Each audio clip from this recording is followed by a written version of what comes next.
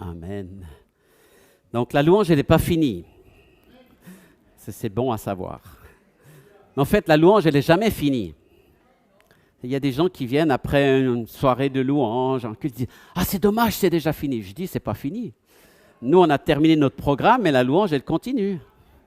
Jour et nuit, tous les jours, tous les instants sont propices à la louange. La seule exigence biblique de la louange, c'est ce que j'enseigne aux étudiants de l'école Startup, c'est tu respires, tu peux louer. S'il y en a qui ne respirent pas, d'accord, vous n'avez pas besoin. Mais j'imagine que ce matin, tout le monde respire, si vous êtes là. Gloire à Dieu, merci, parce qu'on a reçu la vie, on a reçu le souffle de vie, la respiration, et à cause de ça, on peut le louer.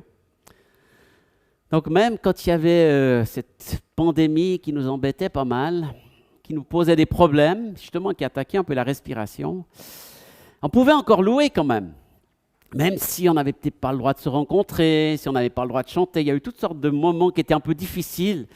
Puis les chrétiens venaient se plaindre vers moi, ils me disaient quand même, on ne peut pas, le gouvernement, ils sont méchants, c'est l'antichrist, etc. Non, tu peux toujours louer Dieu. Ne te laisse pas arrêter par quelques obstacles. Vous savez, vous avez des frères et des sœurs qui sont en Somalie, qui sont en Chine, qui sont en Inde, qui sont au Yémen, qui sont en Arabie Saoudite. Ils n'ont pas le droit de louer. En Iran, ils doivent se cacher. Eux, ils chantent doucement parce qu'ils n'ont pas envie qu'on les entende. Parce que si on les entend, ils vont se faire emprisonner, frapper, juger. Donc ça, c'est la vraie persécution.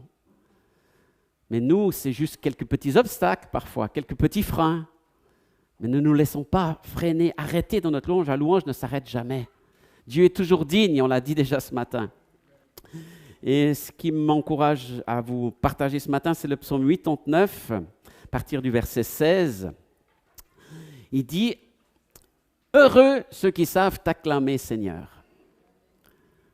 Je ne sais pas comment vous êtes, mais souvent on cherche la joie ailleurs, dans toutes sortes de choses matérielles ou pratiques, ou dans des choses physiques ou autres. Mais la joie, le bonheur, c'est pour ceux qui savent accueillir le Seigneur. Heureux ceux qui savent t'acclamer, Seigneur. Ils vivent en ta présence accueillante. Ils vivent, ce n'est pas juste « Ah, j'ai été à la réunion, c'était extraordinaire, on a vécu un moment extraordinaire. » Puis après, on vit en dehors de ça. Non, on peut vivre dans la présence de Dieu quotidiennement. Et c'est ça que Dieu attend de nous. Alors c'est bien d'avoir le culte, d'avoir le rassemblement pour se retrouver, pour partager nos joies, pour partager notre foi, pour nous encourager, pour prier les uns pour les autres. Vivre dans sa présence. Mais on peut le vivre aussi seul, on peut le vivre à la maison, on peut le vivre même au travail. Il y a des fois, on doit plutôt faire intérieurement, on ne peut pas toujours crier à haute voix, danser, lever les mains. Mais au moins, l'église, c'est fait pour ça. Alors si on ne loue pas à l'église, on a un problème. Il y a des gens qui viennent à l'église puis qui se bloquent, qui se braquent pour toutes sortes de détails finalement. Mais l'église, elle est faite pour rendre un culte à Dieu, n'est-ce pas? Donc on est là pour lui donner la gloire, l'honneur, puis que ce soit en dansant, en chantant, en criant, en bougeant, en écoutant, peu importe. Mais on vit dans sa présence. Verset 17 du psaume 89. « Ils se félicitent que tu sois leur Dieu. Tous les jours, ils s'honorent de ta loyauté. » Waouh! C'est toi qui es leur force souveraine. Grâce à toi, notre défenseur prend le dessus. Notre protecteur t'est redevable, Seigneur. Notre roi te doit tout. C'est toi, l'unique vrai Dieu, Dieu d'Israël. En fait, le bonheur et la joie viennent du Seigneur. Et c'est ça que Dieu veut, qu'on apprenne à se féliciter de le connaître. Dans la version en français courant, dans un autre psaume, il dit « C'est un privilège de louer Dieu ». Ce n'est pas un devoir. « Ah, il faut aller à l'église. En plus, j'ai loupé dimanche dernier, ça fait 15 jours, c'est le moment que j'y aille. » Alors, des fois, on a besoin de se secouer un peu, oui, de se motiver. Ça, c'est important, de choisir, de décider. Mais après, c'est une joie, c'est un honneur, c'est un privilège de pouvoir louer Dieu. Dieu est venu sur terre pour que tu puisses le louer. Et il est venu pour toi, pour toi, pour toi, pour chacun. Même s'il n'y avait eu que toi sur terre, il serait venu pour toi. Donc, c'est votre privilège de le louer. Et Dieu fait toujours, tout ce qu'il fait, c'est en accord finalement avec ses promesses et sa fidélité. Une des qualités principales de Dieu, et qu'on trouve encore dans ce psaume 89, à partir du verset 29, « Je lui conserverai ma bonté pour toujours. » Il s'adresse à David, au roi David. Il parle de ce roi, mais ses promesses sont aussi valables pour nous. Et je prends ce ferme engagement envers lui. Je lui assurerai toujours un descendant. Sa dynastie durera autant que le ciel. Si ses descendants abandonnent ma loi, s'ils ne suivent pas mes décisions, s'ils violent mes ordres et n'observent pas mes commandements, je prendrai un bâton pour punir leur désobéissance. J'userai de coups pour châtier leur faute. C'est une réalité. Il y a des conséquences à la vie qui s'éloigne de Dieu, au péché, au monde qui vit sans Dieu. Mais, verset 34, je ne leur retirerai pas ma bonté. Je ne trahirai pas ma fidélité. Imaginez que Dieu dise « Oh, j'ai plus envie d'être fidèle, là, j'en ai marre. Ils me fatiguent, ces chrétiens-là. Ils sont infidèles en plus, donc je vais les laisser tomber pendant une semaine ou deux, quoi. » Mais Dieu ne peut même pas faire ça. Ça, c'est un homme qui peut penser comme ça, ou une femme, un être humain. Parce que des fois, on est fatigué, des fois, on manque de ressources, des fois, on a des mauvaises pensées, on se laisse influencer par l'ennemi, puis on se dit « Bon, là, j'en ai marre, j'abandonne, ou je me retire, ou je freine. » Mais Dieu ne peut même pas penser comme ça. Ce n'est pas possible, c'est dans sa nature d'être fidèle. Il dit en verset 35, « Je ne romprai pas mon engagement, je ne reviendrai pas sur ce que j'ai promis. » Dieu a promis des choses dans la Bible il y a déjà bien longtemps, 2000, 3000, 4000 ans, certaines choses. « Je fais ce serment solennel aussi vrai que je suis Dieu, jamais je ne serai déloyal à David. » Waouh! Sa descendance continuera toujours, j'y veillerai. Sa dynastie se maintiendra aussi longtemps que le soleil, tant que la lune sera là, fidèle témoin derrière les nuages. Nous sommes encore au bénéfice de la bénédiction que Dieu a accordée au roi David. Il dit que sa bénédiction, elle dure jusqu'à 1000 générations. En Israël, une génération, c'est 40 ans, ça fait 4000 ans de bénédiction qu'on peut encore recevoir. Donc fidèle, c'est l'identité de Dieu, c'est sa marque de fabrique. Dieu est fidèle. Fidèle pour nous, mais fidèle aussi, pas juste parce qu'on n'est pas le centre du monde, il est fidèle pour les nations, pour les peuples. Il est fidèle pour Israël. Quand vous pensez à ce peuple qui a été, c'est dans toute l'histoire de l'humanité, c'est jamais arrivé qu'un peuple disparaisse pendant 2000 ans, puis ensuite réapparaisse et retrouve un pays, et retrouve une langue. C'est miraculeux parce que Dieu est fidèle pour Israël. Il avait donné des promesses et ces promesses sont en train de s'accomplir. Donc on vit une époque assez extraordinaire où on voit le plan de Dieu pour Israël, cette nation qui est en train de renaître avec la bénédiction de Dieu. Et c'est un signe pour les nations. Et ce n'est pas pour rien qu'Israël est souvent au centre des négociations de l'ONU et des discussions mondiales. C'est un tout petit pays. Il n'y a pas des millions de personnes, 6-7 millions d'habitants. Et puis, c'est tout petit, encaissé plein d'autres immenses pays autour d'eux. Et pourtant, on en parle tout le temps.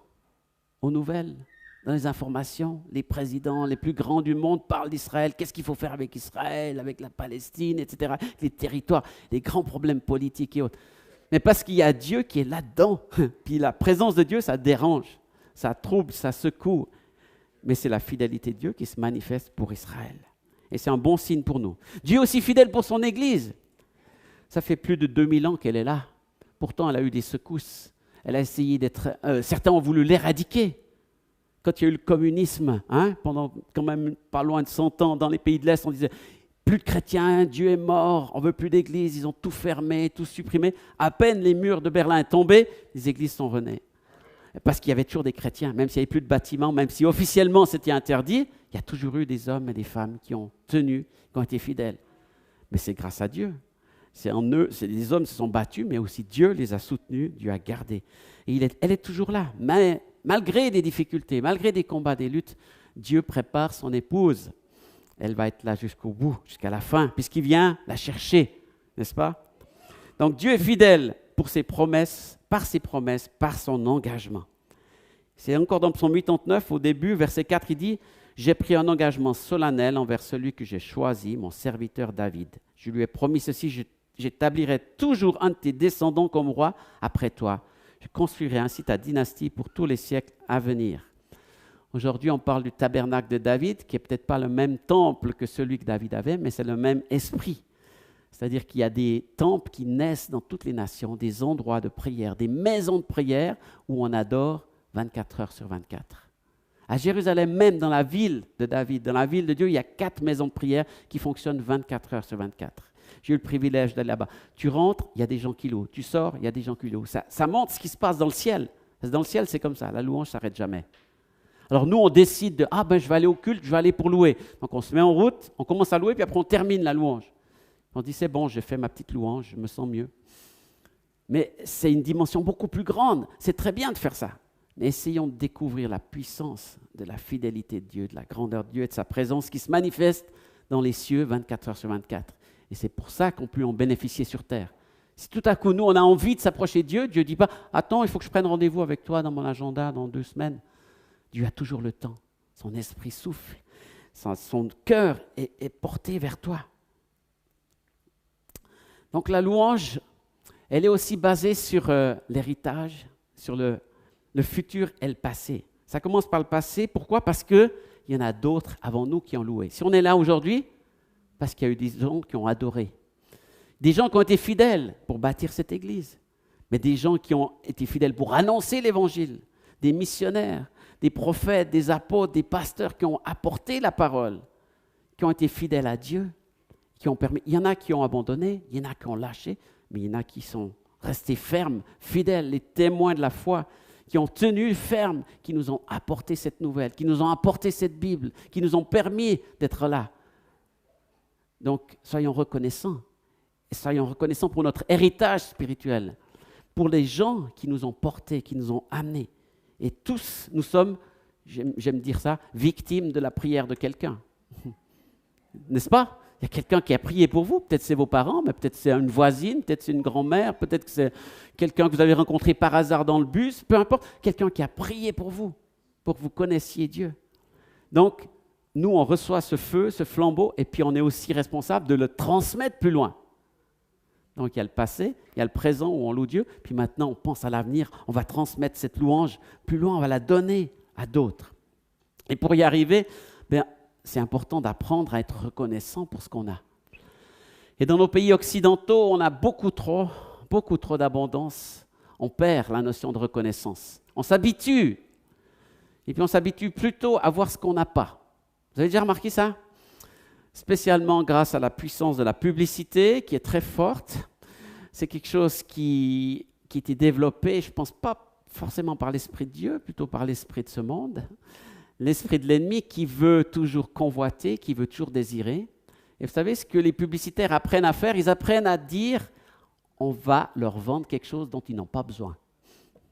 C'est vrai, n'est-ce pas? Tu n'as pas besoin d'une nouvelle voiture, la tienne va très bien. Mais il faut que tu en achètes une autre, parce que la tienne, elle est pourrie, elle n'est pas belle, elle ne brille pas, elle n'est pas assez puissante. Alors regarde cette nouvelle voiture. Il faut que absolument, si tu veux être quelqu'un de bien, il faut que tu aies cette voiture.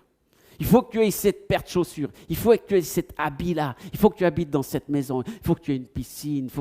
Et puis on nous propose, on nous bombarde avec des choses qu'on n'a pas. Et puis on commence à « Ah oui, c'est vrai, si seulement je pouvais changer de voiture. Ah, mais j'ai pas assez d'argent dans mon compte. Ah, si seulement je pouvais avoir un nouveau travail, plus d'argent, plus de vacances. Si je pouvais partir en vacances, si je pouvais... » Et puis on est tout le temps malheureux parce qu'on attend autre chose qu'on n'a pas. On n'arrive pas à voir ce qu'on a, on veut toujours plus. Parce que l'ennemi nous propose toujours plus. Mais non, il te faut ça pour être heureux. La Bible a bien dit, je vous l'ai lu, heureux ceux qui savent acclamer. Il ne dit pas ceux qui ont amassé des richesses, ceux qui savent l'acclamer. Dans l'abondance, comme dans le manquement parfois. Paul, il l'a dit, je sais vivre dans la richesse, je sais vivre dans les besoins, je rends grâce à Dieu en toutes choses. Et c'est ce qu'il dit dans 1 Thessaloniciens 5, verset 16. Soyez toujours joyeux, ça commence à nouveau par la joie. Prions sans cesse, priez sans cesse, donc il n'y a pas de moment limité pour la prière. Rendez grâce en toutes choses.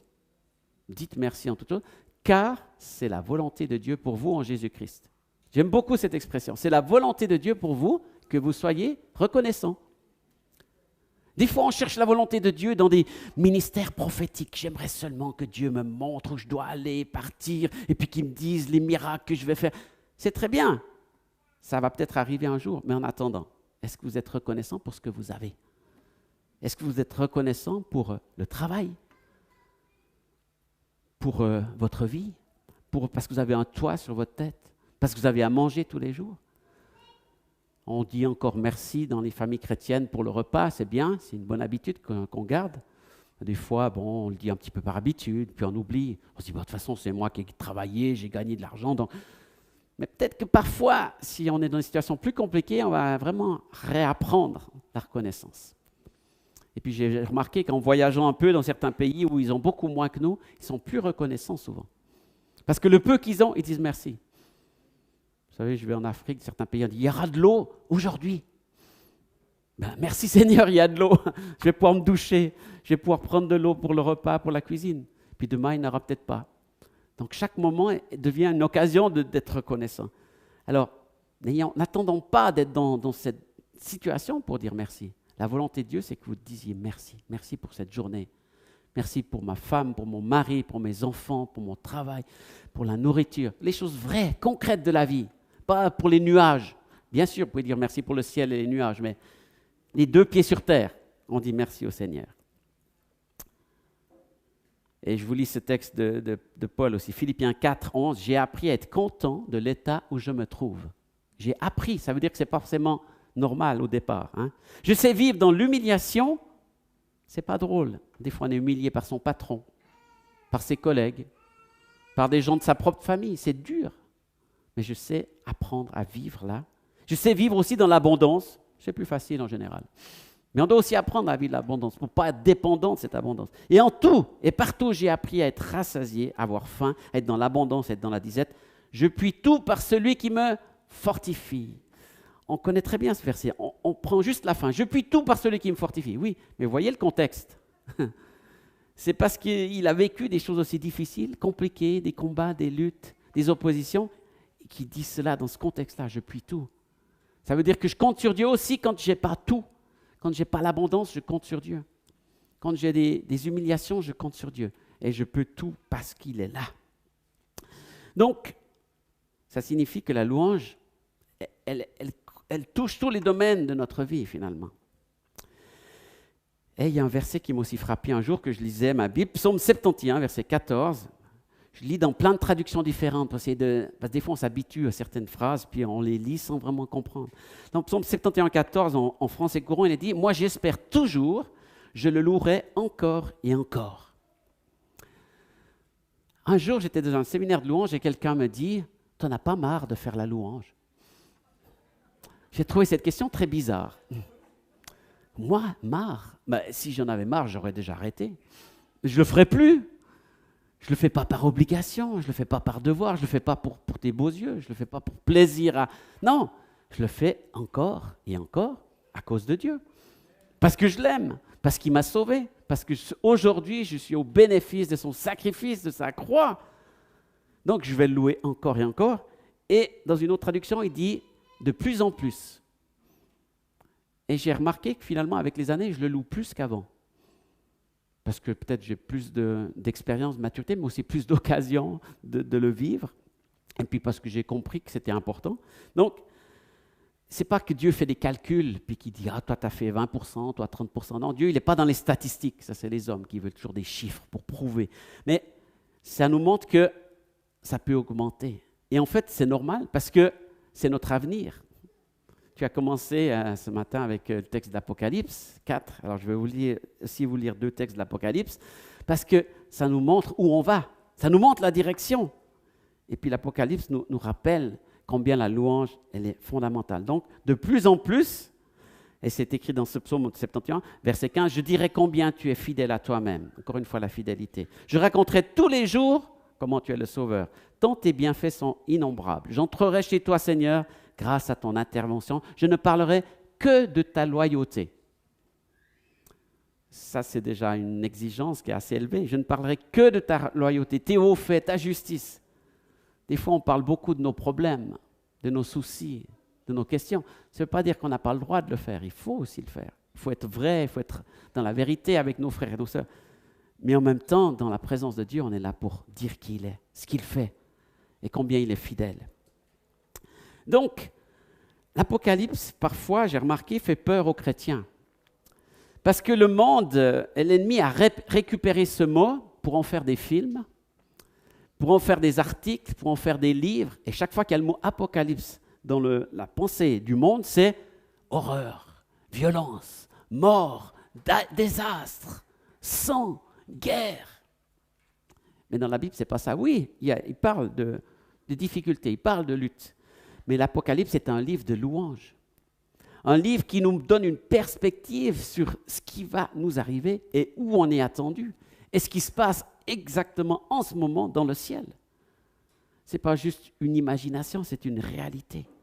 Donc je vous lis Apocalypse 5, versets 7 à 14. C'est la suite d'Apocalypse 4 qui a déjà été lu. L'agneau s'avança, il prit le livre de la main droite de celui qui siégeait sur le trône. Aussitôt, les 4 êtres vivants, les 24 anciens, s'agenouillèrent devant l'agneau. Dans l'adoration, il y a toujours quelqu'un qui se met à genoux. Parce que quand on se met à genoux, ça veut dire « Waouh, il y a quelqu'un qui est plus grand que moi ». D'ailleurs, le mot « adorer » en français, on l'utilise à toutes les sauces. J'adore la confiture, j'adore la viande, j'adore le sport, j'adore la piscine, je ne sais pas quoi, j'adore tout quoi. Parce qu'il a perdu un peu son sens, mais le mot « adorer », littéralement, ça veut dire venir devant le roi, se mettre à genoux et lui embrasser la main. Vous imaginez, il y a le roi sur son trône, comment vous allez vous approcher de lui ? « Hey, salut le roi, tu vas bien ?» Non, si c'est vraiment un roi, on va y aller doucement, hein.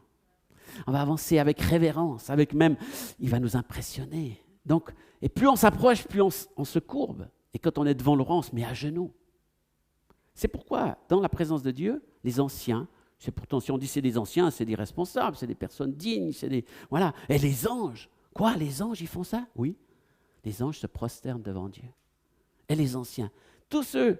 Et puis, dans Apocalypse 4, il parlait même qu'ils jetaient leur couronne. La couronne, c'est quoi ? C'est un signe de royauté, de dignité, d'importance. Ils déposent tout devant l'agneau. C'est ça l'adoration, c'est ce que Dieu attend de nous. On dépose devant lui. Chacun d'eux avait une harpe et des coupes d'or pleines d'encens, qui sont les prières du peuple de Dieu.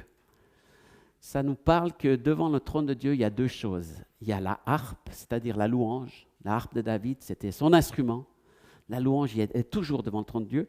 Et les coupes d'or qui récoltent les prières. Vous imaginez que vos prières sont récoltées devant le trône de Dieu dans des coupes d'or. Dieu a des coupes en or et il met toutes les prières des chrétiens dedans. Ça veut dire que c'est précieux. Tu ne mets pas n'importe quoi dans une coupe en or.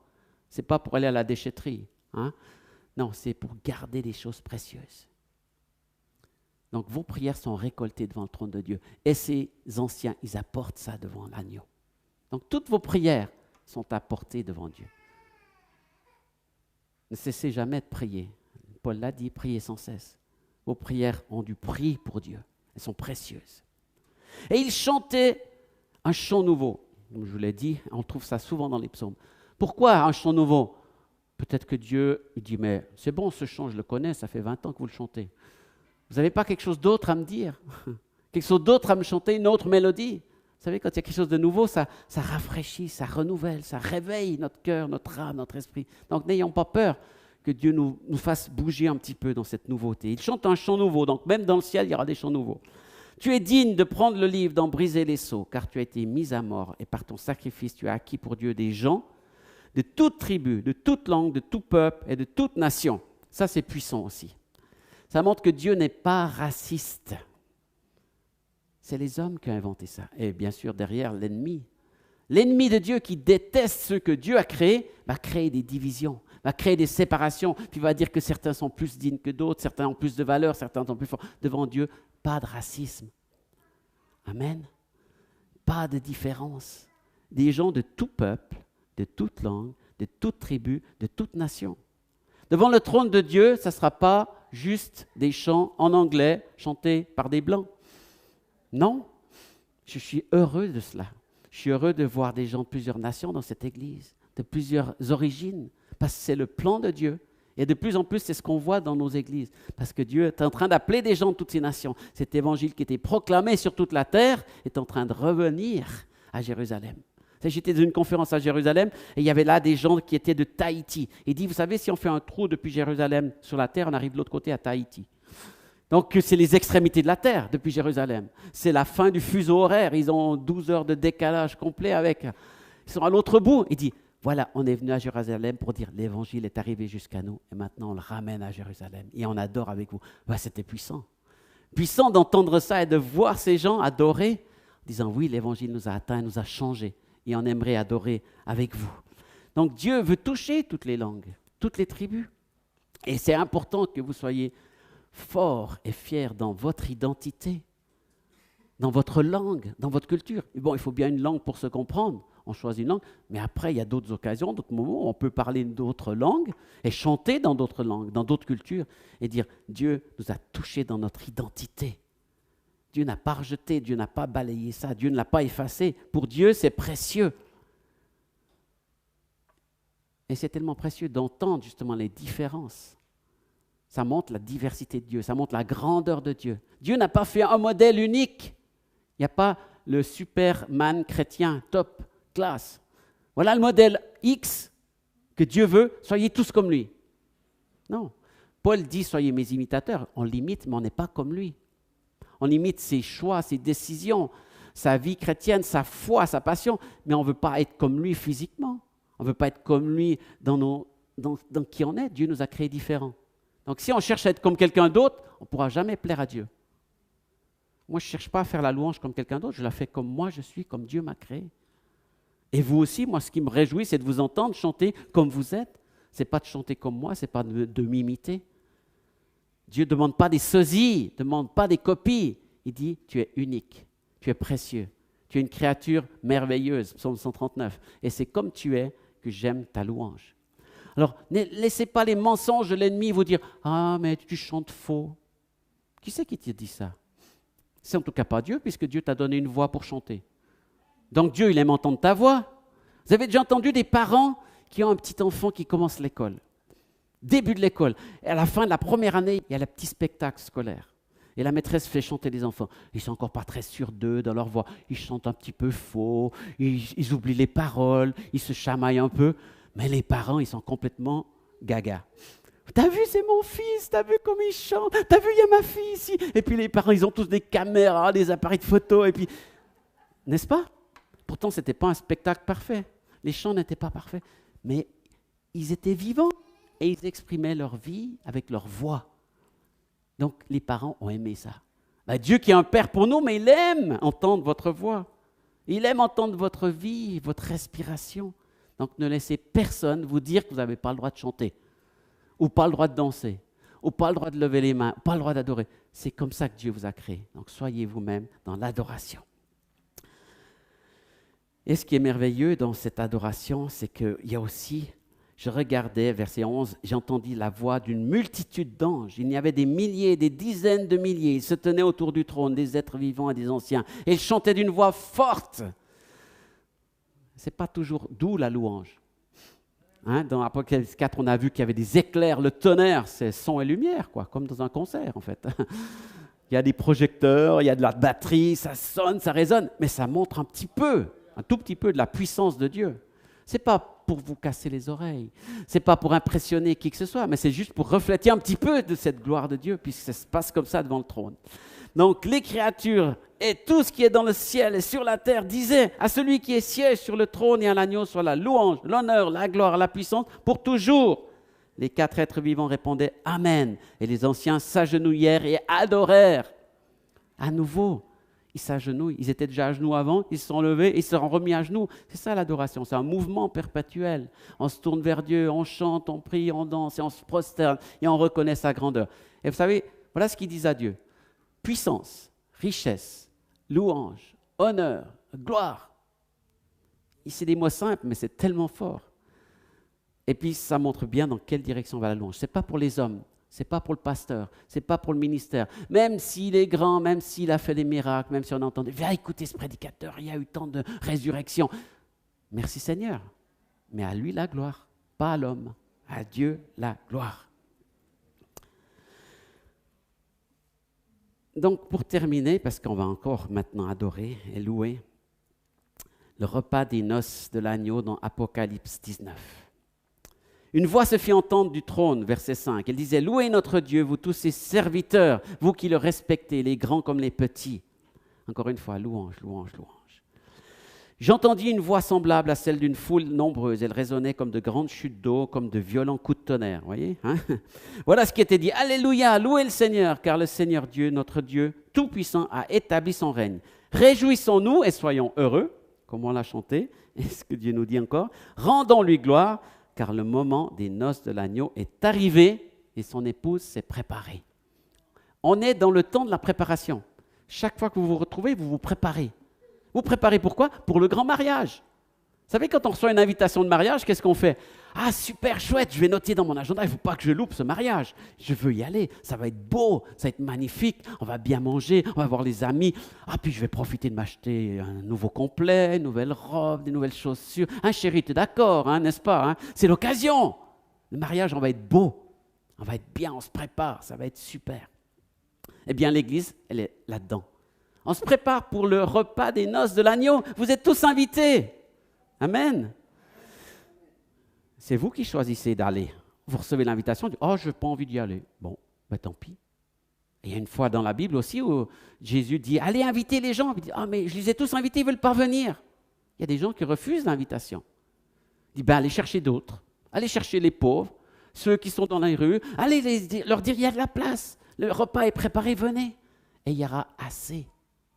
« Ouh là là, non, on ne peut pas, seulement 144 000, ou je ne sais pas, on a toutes sortes de calculs, de chiffres, hein, d'après des théories un peu fumantes. » Non, la Bible dit, heureux ceux qui sont invités, vous êtes tous invités. Et vous pouvez annoncer cette nouvelle autour de vous, il y a encore de la place. Venez avec nous, adorez, venez au repas des noces, vous êtes invités. Et ça sera une joie d'être dans ce repas, tous ensemble, d'être le peuple de Dieu. Réjouissons-nous de l'adorer. Et quand il y a cette merveilleuse gloire que l'apôtre Jean, il a vu ça, il voit le film, quoi. Il voit ce repas, il voit cet annonce. Et c'est un ange qui lui parle, verset 9, « Heureux ceux qui ont été invités au repas des noces de l'agneau. » Il ajouta, ce sont là les véritables paroles de Dieu. C'est un ange, il est face à un ange. Qu'est-ce qu'il fait l'apôtre Jean? Verset 10, « Je me jetai à ses pieds pour l'adorer. » Waouh! Qu'est-ce qu'il fait, Jean? Il a perdu la tête, il adore un ange. Et l'ange lui dit, garde-toi de le faire, je suis un serviteur comme toi, comme tes frères qui sont fidèles à la vérité révélée par Jésus. C'est Dieu que tu dois adorer. Il remet bien les choses à la ligne, clairement. N'adore pas les anges. Les anges sont envoyés de Dieu, ce n'est pas Dieu. On ne doit pas adorer les anges, même s'ils sont puissants. N'adore pas un prédicateur. Vous savez, il y a des gens qui disent « Ah, j'ai adoré ta louange, Sylvain. » Je dis « Ben, pas moi. » Mais non, je ne m'adore pas. Je n'adore pas ma louange. J'adore Dieu dans la louange. C'est tout différent. Je n'adore pas l'Église. J'aime l'Église, je n'adore pas l'Église. Je n'adore pas le prédicateur, même si c'est le meilleur du monde. Je peux faire une liste de tous ceux que j'ai rencontrés qui sont extraordinaires, qui m'ont béni. Mais je ne les adore pas, je les apprécie. J'adore Dieu. Donc, il faut toujours garder la ligne. Vous voyez, même le disciple Jean, le Seigneur, à la fin de sa vie, qui est dans la présence de Dieu, dans la prière, dans l'adoration, il se met à adorer un ange. Ça veut dire qu'il faut être vigilant, qu'on peut tout à coup un petit peu se faire dévier dans notre adoration. Mais les anges de Dieu nous ramènent toujours au bon endroit. Parce que si, il y a des faux anges, il y a des anges de lumière, il y en a qui se déguisent, qui cherchent à... Aujourd'hui, c'est la mode, même à Ikea ou à Jumbo, tu achètes des petits anges en terre cuite pour bénir ta maison, mais ce n'est pas de ça qu'il s'agit. Hein? Ce n'est pas des petites statues, ce n'est pas de la superstition. Les anges de Dieu, ils sont devant le trône, ils l'adorent, et ils remettent toujours les choses à leur place. Adore Dieu.